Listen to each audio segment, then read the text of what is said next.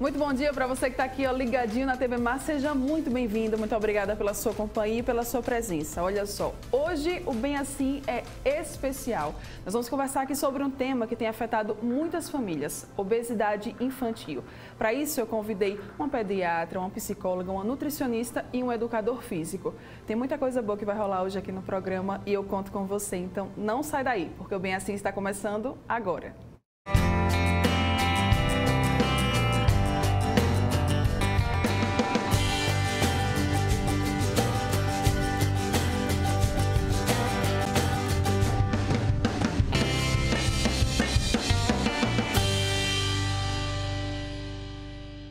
Muito bom dia mais uma vez para você que está aqui ligadinho na TV Mar, você que nos acompanha pelo canal 25 da NET, pelo portal gazetaweb.com, pelo nosso aplicativo da TV Mar e tem também o pessoal que nos assiste pela nossa fanpage lá no Facebook. Muito obrigada pela companhia de cada um de vocês. Lembrando sempre das nossas redes sociais, tá? Não esquece, Instagram, YouTube, Facebook... E o que mais? Eu esqueci agora, mas está tudo TV Mar, canal 25 aqui embaixo, você vai poder conferir. Tem também o nosso WhatsApp, que é por onde você consegue conversar diretamente com a nossa produção. Vamos lá, começar o programa de hoje. Olha só, pessoal. De acordo com o IBGE, o índice de obesidade infantil no Brasil faz com que 1 a cada 3 crianças esteja pesando mais que o recomendado. E aí, para entender mais sobre esse assunto, sobre esse tema, eu convoquei um time aqui para conversar com a gente. Vamos abrindo aí a câmera para a gente apresentar eles. Olha só, aqui desse lado, Renata Greco, nutricionista, Rafa Casado, educador físico, bom dia, sejam muito bem-vindos. E aqui desse lado, Flávia Monteiro, pediatra, Elizabeth Freitas, psicóloga. Muito bom dia, sejam muito bem-vindos. Obrigada. Que time, viu, gente? Para a gente começar, eu quero entender o que é a obesidade infantil e quando que ela acontece. Nutri, pediatra? Renata, fique à vontade. Renata, vamos. A obesidade infantil a gente consegue identificar, dependendo do caso, né? Normalmente, através do controle da curva de peso. Sim. E tudo vai depender, claro, da idade, né? Quando é um bebê só amamentado, só exclusivamente com leite materno, a gente não considera uma obesidade porque tem o controle e é muito biotipo, enfim. Quando a gente já trabalha com um bebê de fórmula ou um bebê que já está em fase de introdução alimentar, a gente tem que ter o controle dessa alimentação, como que é feito, o que esse bebê está consumindo, e tudo isso é calculado de acordo com a idade e estatura dessa criança. Normalmente, os dados do IBGE, eles são a partir de 2 anos, que é quando as crianças normalmente já estão desmamadas e já estão numa fase de alimentação e uma alimentação autônoma, né, mais independente, ou seja, elas já têm a vontade própria de comer. Então, a gente precisa avaliar o conjunto, se essa criança ainda tem acesso a leite, fórmula, como que é a alimentação dessa criança, como é a atividade física e, claro, os dados antropométricos, que a gente fala que são as medidas de peso, altura, circunferência, IMC, que é o que a gente vai avaliar de acordo com as métricas, as médias, de acordo com cada idade e faixa etária. É isso mesmo, Rafa? Está tudo bem. Certinho, até porque nessa fase também entram as atividades que a gente chama lúdicas, né? Sim. Onde a criança começa a brincar, onde começa os pais a introduzir a prática esportiva em determinadas situações, mas é aí onde os pais estão no controle ainda de toda essa faixa etária, que compreende, né, do 0 até mais ou menos os 7, 8 anos, é onde ainda tem essa autonomia, essa dependência dos pais, a codependência dos pais. E a partir daí é que se tem a vontade de praticar atividade física ou até mesmo da alimentação. Tá. Após esse período da amamentação, percebeu, fez a avaliação ali que a criança está com obesidade. Esses quilos extras, eles podem, Flávia, trazer problemas no futuro? Sim, com certeza. Na verdade, a principal consequência da obesidade na infância vai ser a obesidade na idade adulta, né? Porque as crianças obesas têm entre 4 e 5 vezes mais chances de serem adultos obesos. E dentro desse contexto, você vai ter as consequências da obesidade: hipertensão, diabetes, dislipidemia, puberdade precoce, no caso das crianças principalmente, que são as doenças crônicas não transmissíveis, que podem ser prevenidas na gestação e na infância. Elizabeth, muitos pais, durante uma época aí da vida, eles ficam fazendo aquela, como é que eu posso falar, né? Aquela, deixa eu pegar aqui, barganha, né? Ah, se você fizer isso, você vai comer isso. Isso é bom, isso não é? Não, isso não é o recomendado. E fazem muito isso como forma de demonstrar carinho, né? Como demonstrar amor. Só que o ideal é você demonstrar carinho, dando carinho, tendo um momento junto, não relacionar com a comida, porque o que acontece? Quando você relaciona com a comida, quando chegar no futuro, existe a forma do adulto compensar na comida. Aquele momento prazeroso que eu tive com a minha família, quando a gente foi num fast food, quando ele me dava um confeito, quando eu chupava um pirulito. Então, vai para o açúcar, né? E aí, quando chega futuramente, ele acaba... aumenta a compulsão alimentar. E aí pode trazer consequências. Com certeza. Isso não é bom mesmo. Diga, Rafa. Nem um pouquinho, né? Rafa levanta o microfone. Já sabe logo. Até porque esse aqui é o grande problema hoje em dia, que é a compulsão por doces, né? Sim. A gente vê que o açúcar, ele vicia até mais que a droga, né? Que é a cocaína, por exemplo.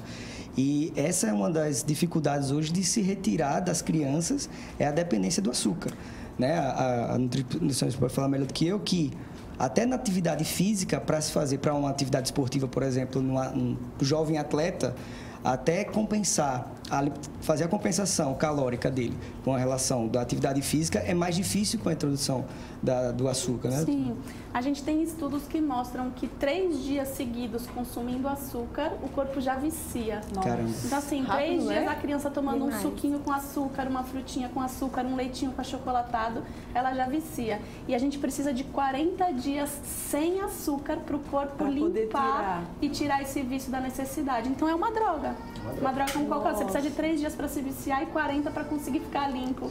E deixar de ter o hábito, né, do corpo pedir, que é o docinho depois do almoço, um cafezinho com açúcar, aquela balinha, o chocolatinho à noite assistindo televisão, né? Então a criança, ela tem o corpo responde da mesma forma. Então uma vez que a criança, né, as pessoas falam, mas vocês são muito rígidas, não dá açúcar até 2 anos, não dá açúcar até 2 anos ou mais.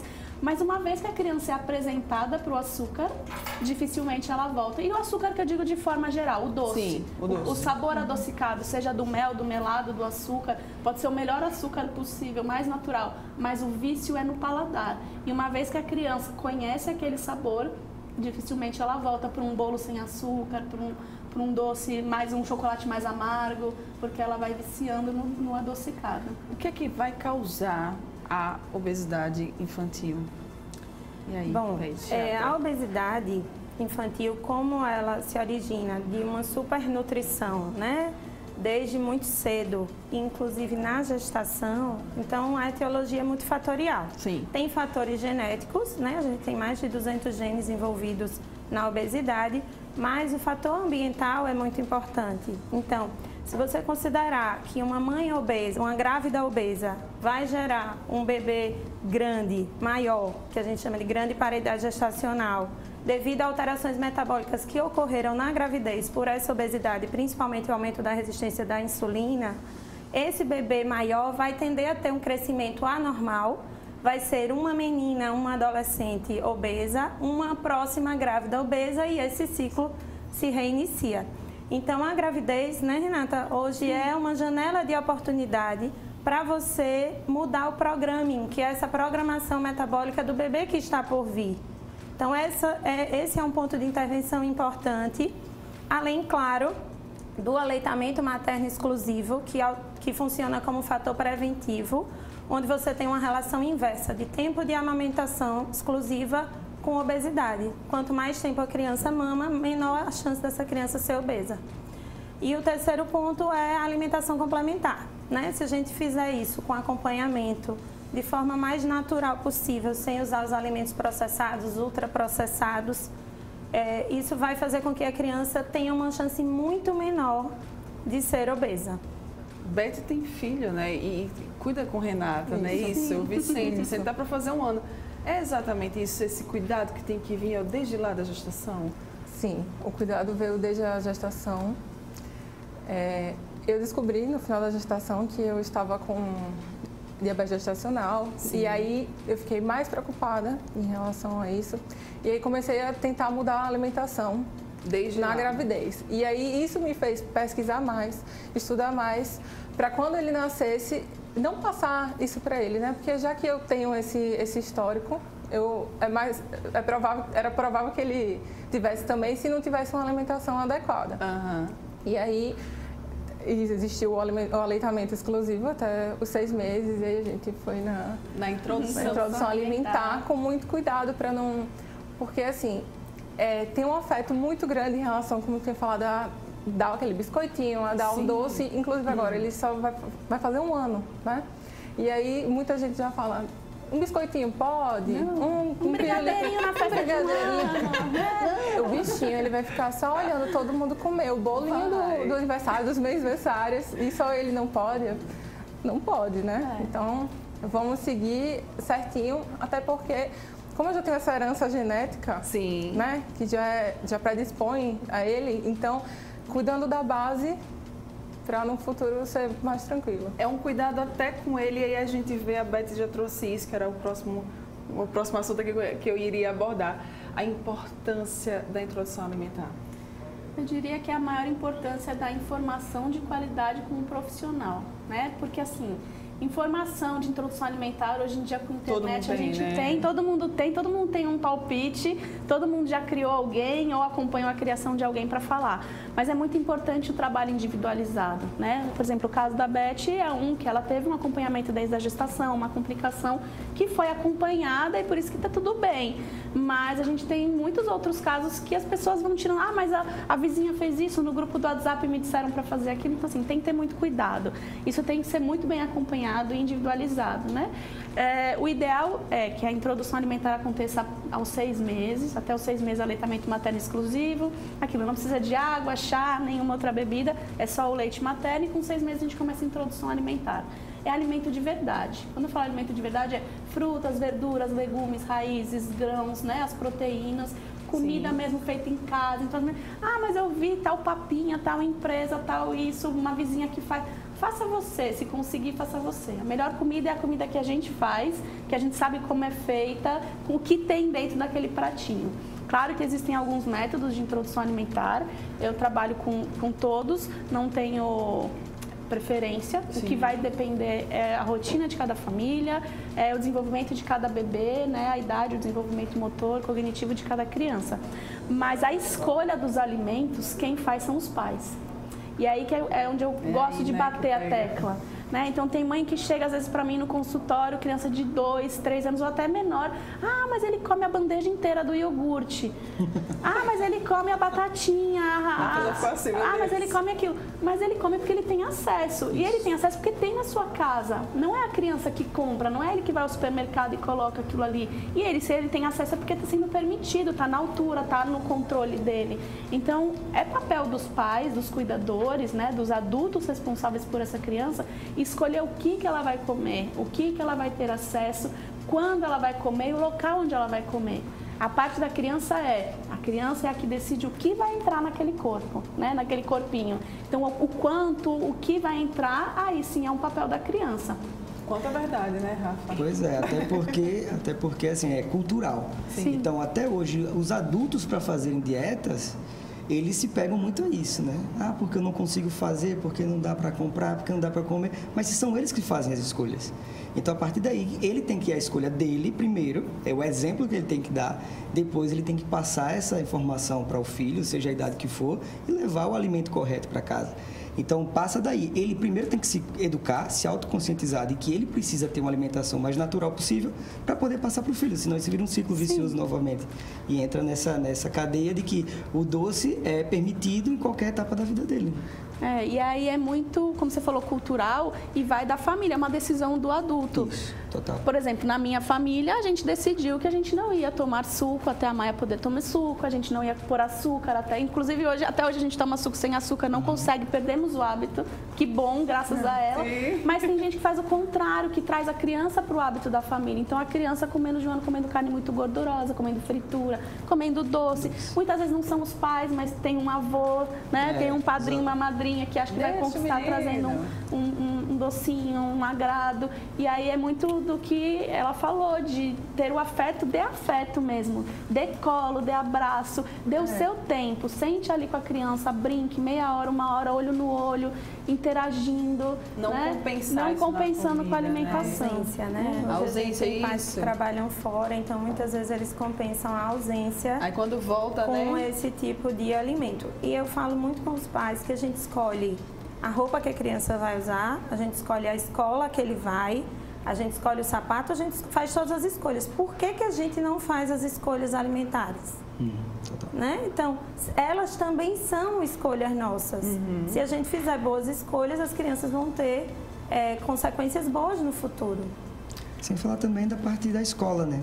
A escola tem as cantinas, todas atraentes, cheias de guloseimas.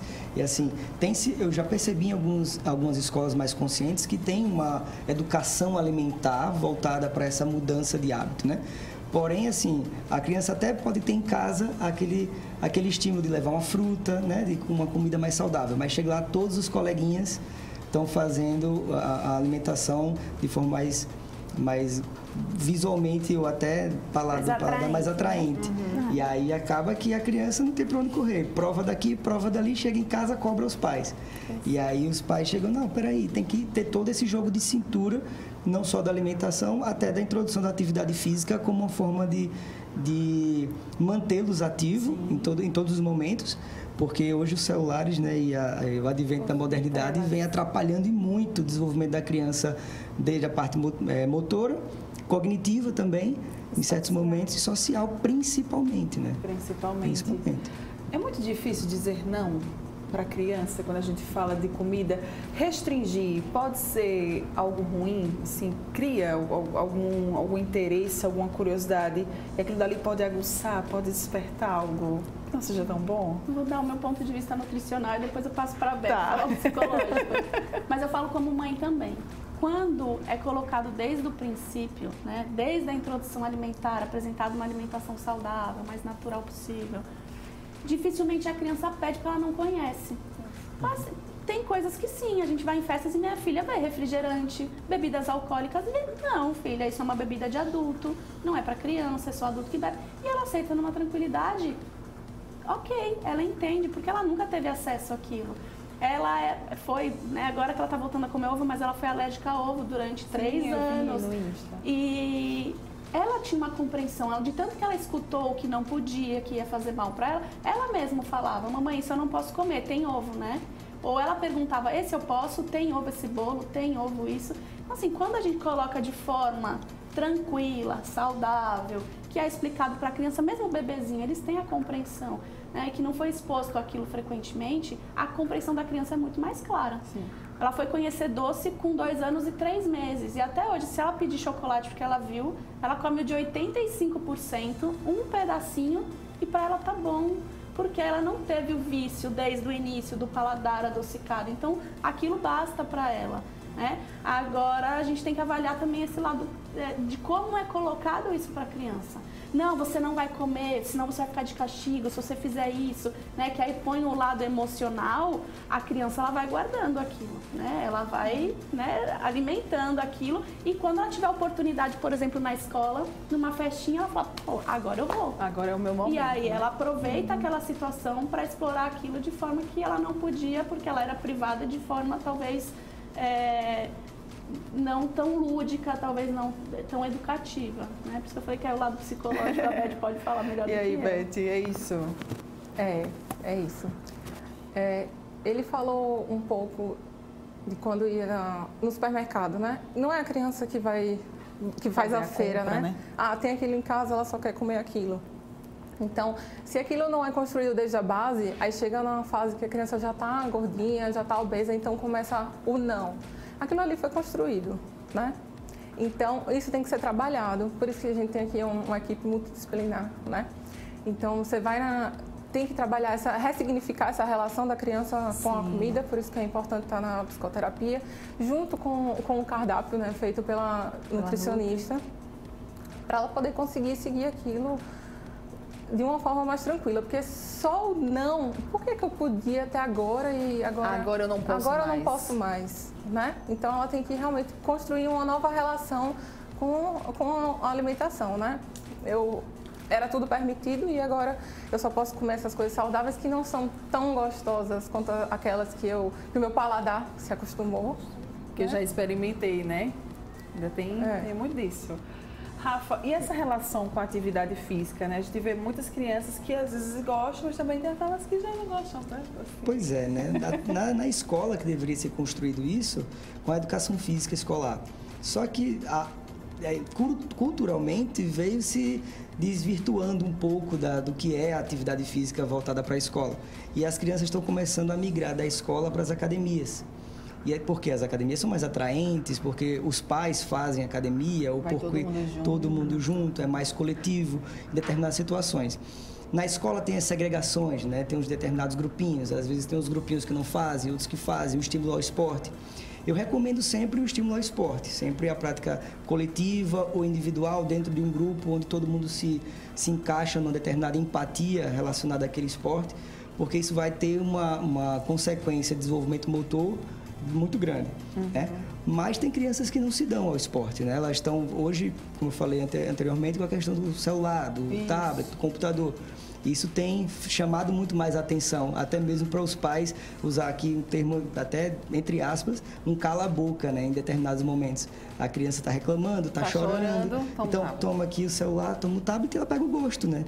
Por estar vendo coisas coloridas o tempo inteiro, engraçadas, divertidas, aquela musiquinha que não sai da cabeça. E é o que está na nossa mão o tempo todo também. E aqui também. a gente consegue lá dar. E aí não gera esforço, a gente estava conversando em off, né? Que tem que ter também o esforço dos pais de estarem levando as crianças para praticar o esporte, né?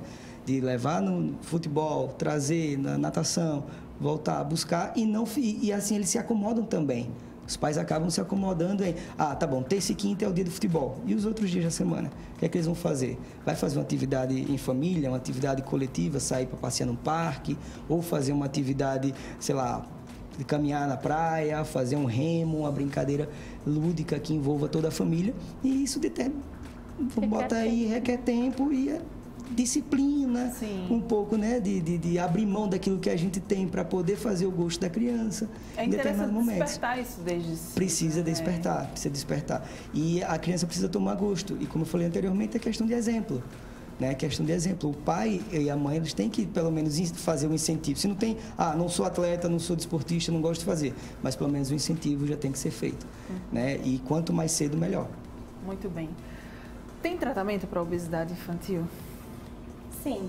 Bom, primeiro você tem que fazer uma avaliação de quantos esses pais estão dispostos a fazer essa mudança dos padrões, né, que eles estão habituados. Então, o primeiro passo para tratamento de obesidade é esse. A segunda coisa é que a gente precisa entender que criança, principalmente menor de 12 anos, não existe tratamento medicamentoso para a obesidade, quando essa obesidade não é uma causa orgânica. Porque existem raríssimos casos de obesidade causada por doenças, mas que não é o que convém aqui, porque não é a regra, é a exceção. Sim. A regra são crianças obesas por erros alimentares e por pouco sedentarismo, pouca atividade física, muito tempo de exposição de tela, alteração de hábitos de sono, etc. Então, quando você fala em tratamento, você precisa ter esses pilares. Alimentação, atividade física, que a gente tem algumas regras, a Renata trabalha muito melhor com isso, mas a gente tem algumas regras de 5 porções de frutas e legumes, pelo menos por dia, 2 horas ou menos de tela. Lembrando que para menor de 2 anos não é recomendado nenhum tempo. 1 hora de atividade física e 0 de exposição ao açúcar. Então, esses são os pilares. Tratamento medicamentoso ou cirúrgico na infância, não. Não mesmo, né? Era até outra pergunta que eu tinha planejado aqui para a gente colocar, que era se em algum momento pode ser necessário o uso de medicamento no tratamento. Não. Para crianças, não. Não. Beth, o uso das telas, a gente estava aqui, né, comentando, você até falou, né? Abaixo de 2 anos, 0, esse é o tempo. Pode prejudicar a criança? Pode trazer essa obesidade? Sim, pode. Ela está ali concentrada na televisão e está deixando de fazer um esporte, está deixando de brincar. Muita gente mora em prédio hoje em dia, então não tem muito isso de ir para a rua. Mas embaixo dos prédios você vê muito play, agora tem pracinhas perto, pode fazer outras atividades, mas fica muito em casa, na tela. Os pais ficam seguros, né? Porque ele está aqui, eu estou ali observando, está quietinho. Olho, Todo né? mundo gosta de uma criança quietinha, né?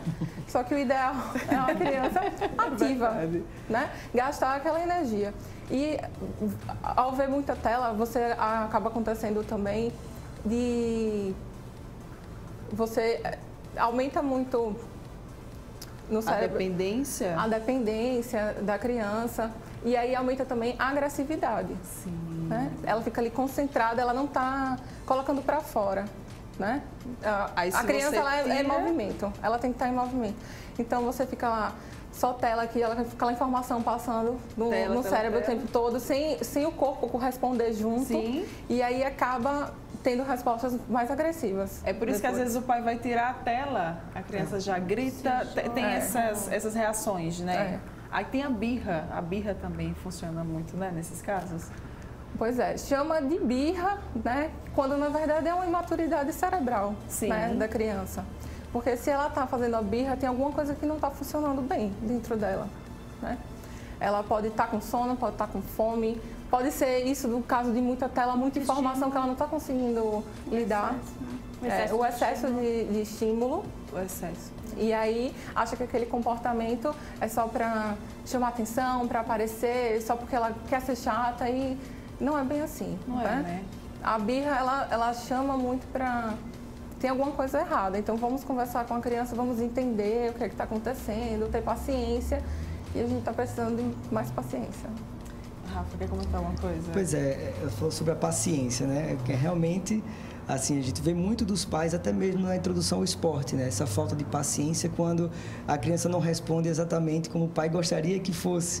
Porque às vezes também a criança está praticando esporte, porque é uma frustração do pai não ter sido um atleta. Ou da mãe também. Ou da mãe. Eu pôr no balé, porque sempre foi meu sonho. Porque foi o sonho dele serem bem no esporte ou na atividade, e aí acaba colocando o filho para ser o espelho que ele não foi, né? Então, às vezes acontece e a criança está fazendo o esporte de forma obrigatória, né? Está fazendo porque não gosta e também não funciona. Não funciona, a criança não vai responder da forma que deveria, está indo ali de forma forçada, entre aspas, o pai está fazendo a obrigação dele como pai dele se mexer, a atividade física, e no final, depois ele vai se tornar um adulto que cansa daquilo ali, né? Cansa rápido, sei lá, na adolescência ou no início da fase adulta, ele vai cansar e vai entrar na obesidade mais à frente, porque ele não vai querer mais fazer atividade física. Ele ficou totalmente frustrado e traumatizado com aquela atividade. E então, às vezes quando a gente coloca assim, Beth, na cabeça, tipo, a criança, né? Não gosto, não quero. Ele alimenta isso? Não gosto, não quero. Não gostei dessa atividade física, não quero mais fazer nenhuma, porque nenhuma atividade física vai prestar. Tem isso?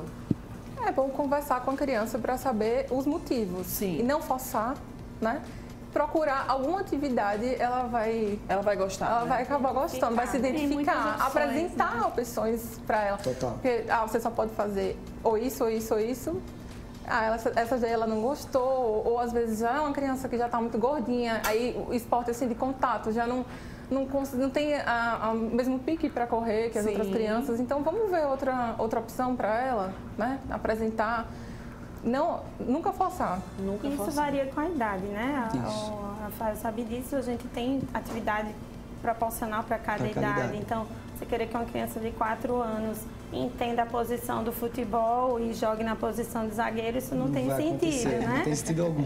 Então, você tem que relacionar a idade da criança com a atividade física adequada para ter uma aderência melhor. Aí chega o pai e grita, não entende nada esse menino. A Renata já fez assim, oh meu Deus. Bem isso. E lembrando que a atividade física não é só atividade paga, né? A gente estava falando sobre isso antes de entrar aqui ao ar, que não precisa ser só a academia, só a natação, só o judô. A atividade física é ir no parque, é ir correr, pular corda, é jogar bola, andar de bicicleta. Voltar a ensinar as crianças a andarem de bicicleta, a fazer atividades que a gente... Ir pro ar livre, né? Respirar, Total. porque isso também traz o lúdico para a criança. E não fica só aquela obrigação do toda terça às 3 horas da tarde tem que cumprir aquela regra. Foge, né, da regra. Final de semana, vá fazer atividades. É aquilo que a gente falou, é se dedicar, né? Os pais terem tempo de também fazerem isso com a criança. Sim. E a alimentação vem em conjunto, né? Assim, a gente estava falando, eu queria colocar só da tela, que quando vem a tela junto com a alimentação ainda, né? Que ainda é mais complicado, porque a criança que ela fica viciada, só come se tiver a tela, o desenho, a música, e ainda mais tempo de tela, menos tempo prestando atenção na atividade que ela está fazendo, que é o comer, que é o que ela deveria estar prestando atenção, o corpo entendendo aquilo, e não acontece. E aí muitas vezes isso também traz o hábito do comer em excesso, porque a criança distraída com a tela, ela desconhece, tem a percepção de saciedade, né? Então o organismo, assim, ela já está saciada, mas ela não está prestando atenção nisso. Então ela está comendo, até que ela fica cheia. E aí a criança vai entender que para ela ficar satisfeita, ela tem que estar sempre muito cheia. E isso é o excesso calórico, que no dia a dia vai se acumulando. E muitas vezes isso acontece já desde a introdução alimentar, com aquele, não, vamos raspar, que a criança não quer mais, a criança está de boca fechada, a criança já empurrou a colher, já está chorando, mas não, só para acabar aqui, né? Não presta atenção nos sinais que a criança está dando, né? Só essa colherada a mais, às vezes é 10% da caloria que aquela criança precisava no dia inteiro. Então imagina todos os dias ela comendo 10, 15, 20% a mais. Parece que os pais têm isso, né? De achar que o filho nunca está satisfeito. Então, que ele nunca tem comida É preciso suficiente. confiar na autorregulação, né? Da criança desde cedo. Ela sabe o que o corpinho dela precisa. Então, se você já faz direitinho, assim, desde o começo, você oferece para ela os alimentos saudáveis, ela vai comer aquilo que é o suficiente para ela. E aí, muitas vezes, os pais usam as telas na hora da alimentação, que só come se estiver distraído. Sim. Mas é que só come tudo, tem que comer o prato inteiro. O prato todo. Então, ela não está prestando atenção e vai comendo. E aí, facilita não entra só a qualidade do alimento, tem que ver a quantidade, né? Renata trabalha isso melhor, mas de forma geral, a gente recomenda o uso do punho da criança como medida de porção de carboidrato, etc.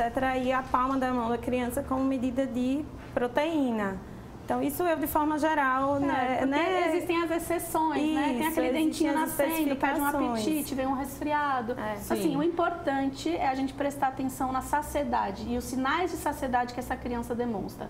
Então, desde um bebê que fecha a boca, empurra uma colher, joga comida, até o mais velho que já se comunica e diz, não quero mais, estou bem, estou satisfeito. E a criança ter essa percepção vem dos pais. Você não quer mais? Você está satisfeito? Basta por aqui? Pais aceitem, né? Pode levantar, sair da mesa, leva seu pratinho na pia, né? Tem a orientação para não ter o excesso e evitar a recompensa, que é você comeu tudo, então vai ter o doce, você comeu tudo, vai ter a sobremesa. Porque quando ela quiser a sobremesa, ela vai dizer que está satisfeito mesmo antes para poder ter acesso ao doce. Ou da tela também. Ou ou deixar de comer aquilo, porque sabe que em seguida vai ganhar um Danone, vai ganhar uma bala, vai ganhar a recompensa. É a barganha, né? Ou comer além do que precisa para depois ainda comer mais outra coisa. Então que ela gosta tanto. Todos esses métodos, né? Que não é método, todo esse tipo de prática que é feita, às vezes, na melhor das intenções, na cabeça dos pais, ela traz prejuízo futuro, porque a gente só está enganando e confundindo, desde o sistema de saciedade até o lado psicológico da criança. Então, ela começa a se perder, quanto ela está satisfeita, quanto que ela pode comer, o que ela pode comer, e que tem os momentos certos de comer o doce, de comer o salgado, né? Que aquele momento é um momento em refeição, em família. Então, que a família coma junto, coma a mesma coisa que a criança. Então, o que tem no prato da mãe, tem no prato da filha, né? Ou do filho. Para que ele veja que a alimentação é igual para todos, né? Não a mãe come uma coisa, o filho come outra. Que aí também fica, poxa, por que eu posso dizer não pode? É o exemplo, né? O exemplo vem já do adulto. Nós somos os exemplos dos nossos filhos, das nossas crianças. Eles imitam tudo que a gente faz. E tem muitos pais que eles acham que as crianças não entendem aquilo, né, Beth? E as crianças entendem. Eu até estava conversando com um colega de trabalho um dia desses e ele falou assim, não, porque tinha um bolo em cima da geladeira e o meu filho, mas eu quero o bolo. E eu, onde é que você está vendo o bolo? Não tem bolo aqui em casa. E o filho falou assim, olha em cima da geladeira. Ou seja, a criança sabe.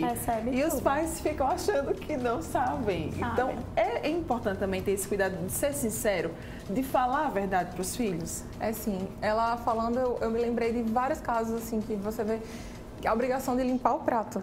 né? Que a gente, não, tem que limpar o prato, aí vem com algumas histórias, tem criança passando fome, por isso. Tem, e não é por isso que o seu filho tem que comer além do que ele aguenta por causa das outras crianças. Você tem que explicar os motivos certos. E às vezes você enche o prato ali, que o que você acha que é o suficiente para ele. Isso. E não é, você tem que confiar na regulação, não foi ele que fez aquele prato. Ou até mesmo quando é a criança que faz o prato, tem que ver que nem sempre ela tem noção do tamanho do estômago dela para o tanto que ela colocou naquele prato. Então, tentar não obrigar a raspar o prato, porque ele vai continuar raspando o prato a vida inteira. Porções pequenas, Porções pequenas, né, se ele quiser, repete.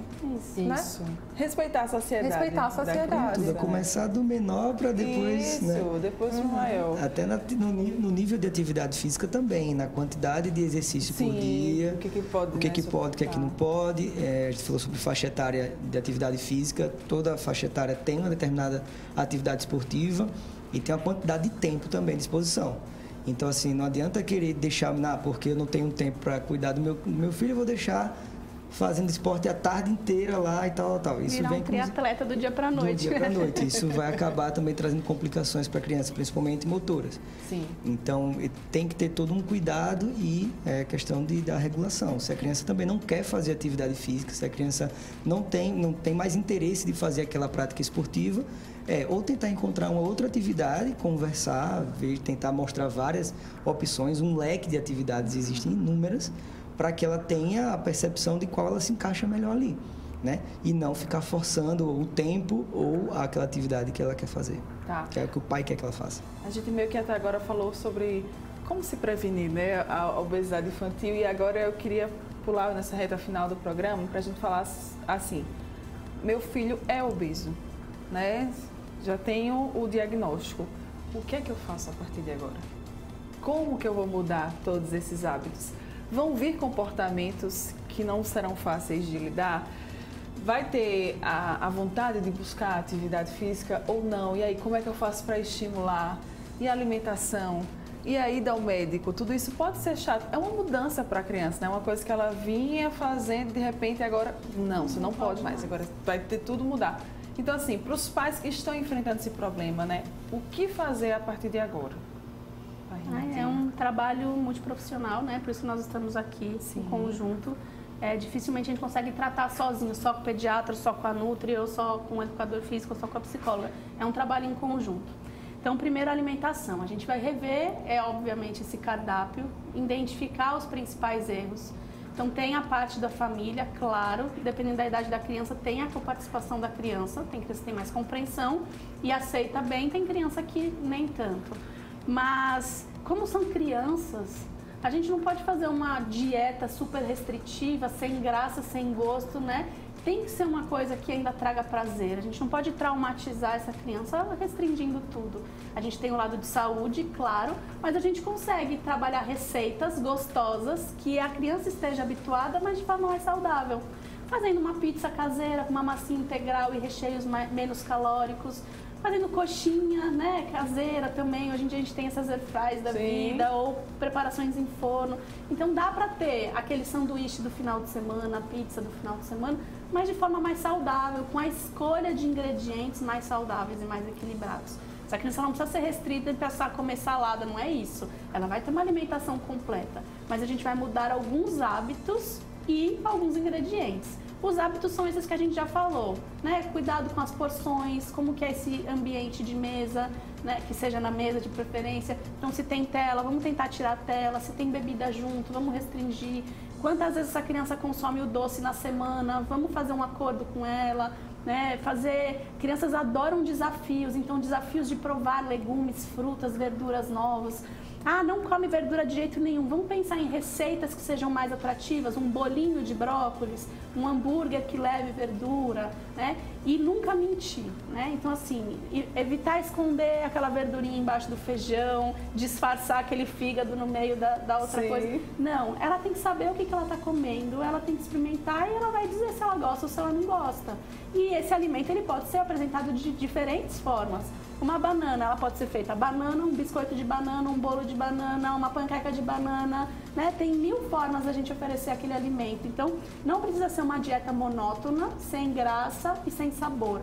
A criança, ela pode sentir prazer sim durante essa dieta, desde que ela seja controlada e acompanhada de acordo com a necessidade dessa criança especificamente. Certo. Mas as mudanças têm que ser feitas. Tem que ser feitas. Não adianta a gente manter o que já era feito antes esperando um resultado, porque o resultado vai ser o mesmo. Total. Inclusive, na atividade física não é diferente, né? Trazer a atividade física como uma forma lúdica, principalmente, nesse primeiro momento, e que ele tenha vontade de fazer. Então, como é que faz? Passa pelo pai primeiro, pela mãe.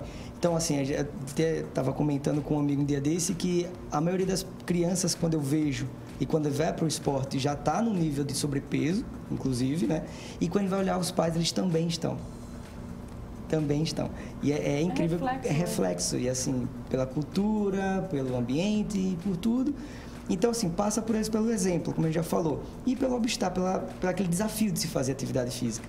Então, assim, gestão do tempo. O pai tem que fazer toda uma estrutura de tempo dele. É hora de comer, é hora de fazer exercício, é hora de dormir, que é importantíssimo também. Né? Tem a hora do descanso, que é crucial para a criança também estar se desenvolvendo. Tem que também entender, a pediatra que pode falar sobre a questão do estirão, né? A criança ainda vai passar por essa fase, então também não é chegar lá e falar, vai fazer dieta, vai fazer exercício, paga 10 flexões aí, menina. Brincando aqui, mas brincadeiras à parte, é mais ou menos isso. Vai ter um momento do estirão, ele ainda vai se desenvolver fisicamente, e aí depois que passar toda essa fase, a gente vai chegar, peraí, e agora? Como é que a gente pode tratar isso aí? A gente vai continuar fazendo o que você já faz, mudando seus hábitos e tendo uma vida mais saudável na sua fase de adolescente para adulto, ou vai, agora que eu estiquei, vou voltar e sair comendo tudo que está de errado e não fazer atividade física e largar a criança de lado para não praticar mais nada.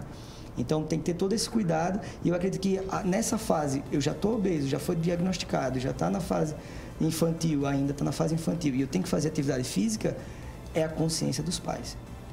Eles têm que entender que isso é uma doença e que eles têm que tratar. Não pode dizer, não, mas vamos deixar para lá, ele vai crescer, ele vai ter o estirão e isso vai resolver.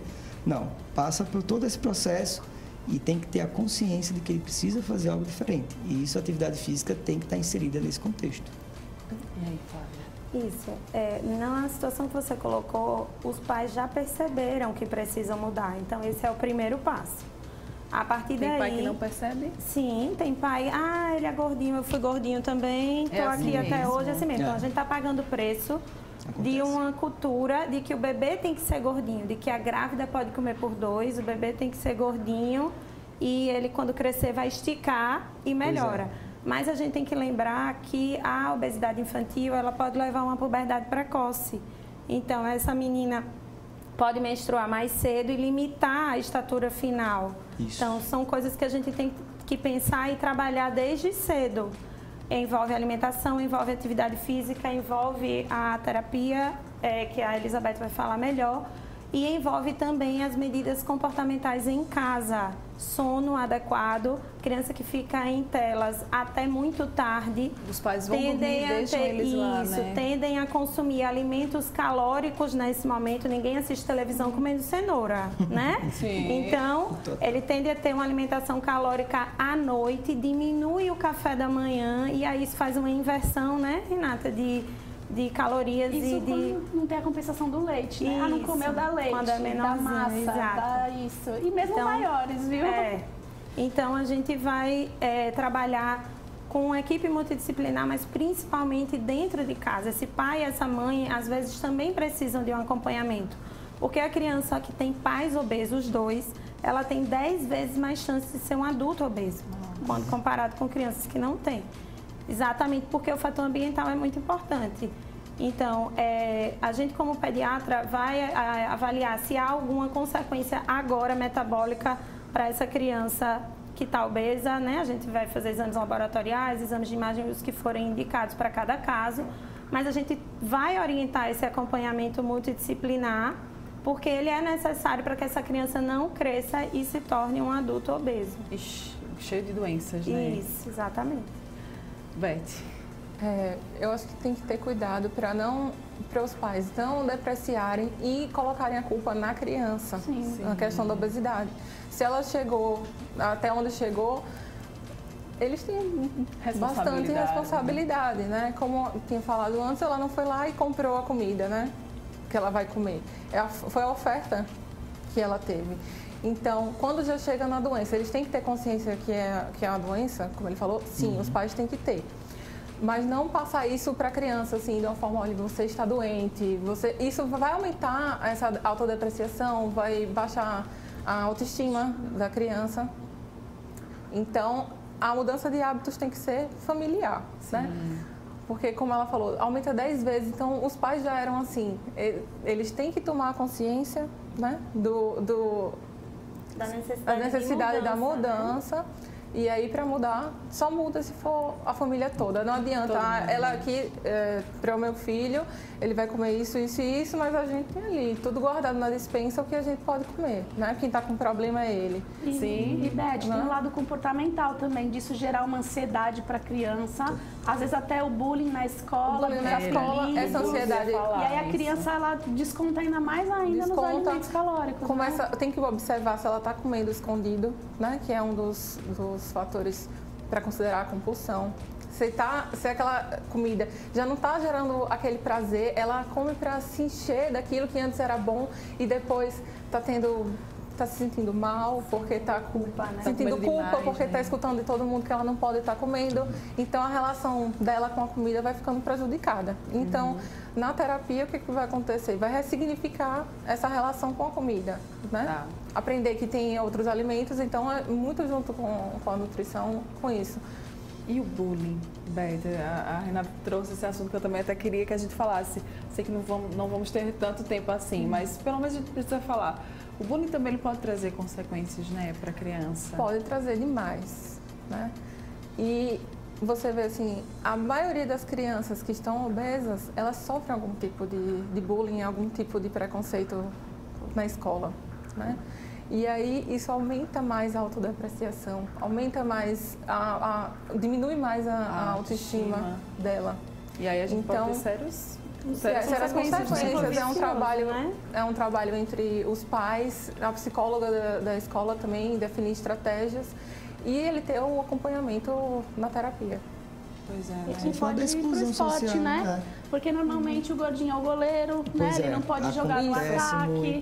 E aí, às vezes, ele quer ser um atacante, ele quer correr, mas no time ele, já foi colocado no banco de reserva. Já falou que é o último a ser escolhido, né? É o último a ser escolhido. É o último a ser escolhido. Então tem que ter o olhar da escola também, né? O olhar do colegiado, do pedagógico, para essa criança também, que ela tem que ser acolhida. Porque senão vira um efeito dominó. Ela não consegue ser acolhida na escola, ela não é acolhida em casa, tem a refeição que não é agradável para ela, tem o esporte que é uma obrigação, e aí como é que fica a cabecinha, chega o pai né? e a mãe que não são uma rede de apoio quando deveriam ser, aí depreciam a criança, né? Não sei o quê, olha, também por isso que você não é escolhido, né? Você é gordo. Você tá comendo isso por quê? Eu não já falei que você não pode comer isso, mas aquilo tá em casa, por que ele não pode comer? Né? Chega na escola, você está comendo isso, vai ficar gordo, vão mangar de você e não vão escolher você. É isso que acontece. Né? E aí, isso vai se refletir lá na idade adulta. O que a gente, assim, percebe, inclusive é o que a gente estava conversando antes de entrar, é que ter um filho e criar um filho despende, além de tudo, tempo. As pessoas falam, filho é muito caro. Gente, filho não significa dinheiro, filho significa tempo. Então, dispense seu tempo com seu filho, brinque com seu filho, faça uma refeição com seu filho para você saber o que ele está comendo, o que ele gosta, se aquelas porções estão adequadas. Dispense seu tempo fazendo uma atividade física com seu filho. Se você corre na praia, antes de correr, caminhe com seu filho e depois faça a sua corrida. Então, converse com seu filho, né? Dispense seu tempo sabendo sobre o dia dele. Então, gente, criar um filho é despender tempo. Não é porque é caro, é porque necessita da nossa atenção. Se isso tiver em conjunto, com certeza, inclusive a obesidade vai ser evitada. Em determinados momentos, a gente também tem que não aceitar certas desculpas, né?